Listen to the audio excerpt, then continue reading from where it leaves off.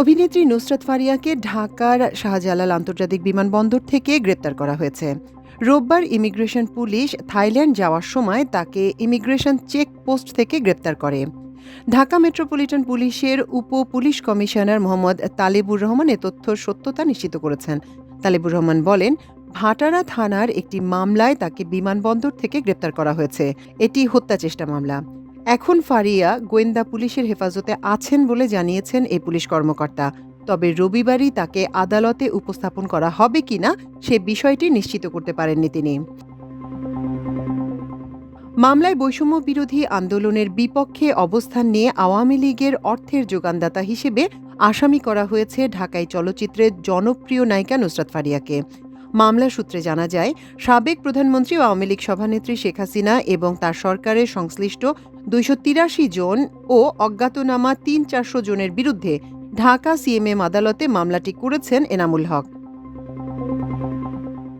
মামলায় বৈষম্য বিরোধী আন্দোলনের বিপক্ষে অবস্থান নিয়ে আওয়ামী লীগের অর্থ যোগানদাতা হিসেবে আসামি করা হয় ঢাকাই চলচ্চিত্রের অভিনেত্রী নায়িকা নুসরাত ফারিয়াকে। মামলায় আরও উল্লেখ করা হয়, এসব আসামিরা বৈষম্য বিরোধী ছাত্র আন্দোলন দমন করার জন্য বিপুল অর্থ যোগান দিয়েছেন। এ সময় অন্যান্য আসামিদের ছোড়া গুলিতে বাদী এনামুল হকের ডান পায়ে লাগলে সঙ্গে সঙ্গে তিনি অজ্ঞান হয়ে রাস্তায় পড়ে যান। জুলাই গণ অভ্যুত্থানের সময় ভাটারা থানায়ও ফারিয়ার বিরুদ্ধে একটি মামলা দায়ের করা হয়, সেটিও হত্যা চেষ্টা মামলা। এই মামলায় তিনি ছাড়াও আরও কয়েকজন শিল্পীকে আসামি করা হয়েছে। এই মামলায় নুসরাত ফারিয়া ছাড়া অভিনেত্রী সুবর্ণা মোস্তফা, রোকেয়া প্রাচী, আজিজুল হাকিম, নায়িকা নিপুণ আক্তার, অপু বিশ্বাস, আসনা হাবিব ভাবনা, জায়েদ খান, সোহানা সাবা, মেহের আফরোজ শাওন, জ্যোতিকা জ্যোতি, সাইমন সাদিক সহ ১৭ জনের বিরুদ্ধে অভিযোগ আনা হয়।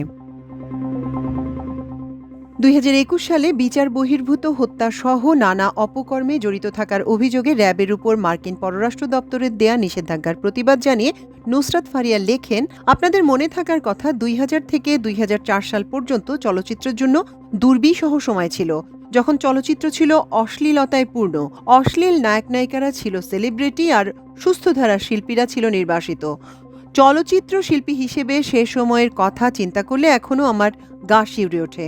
আমি সে সময় চলচ্চিত্রে ছিলাম না, কিন্তু আমি জানি আমার সিনিয়র আর্টিস্টরা কি দুর্বিষহ সংগ্রামের মধ্যে দিয়ে গিয়েছেন সে সময়। ২০১৫ সালে অভিনয় সফর শুরু নুসরাতের। বাংলাদেশের পাশাপাশি ওপার বাংলাতেও পরিচিত মুখ তিনি।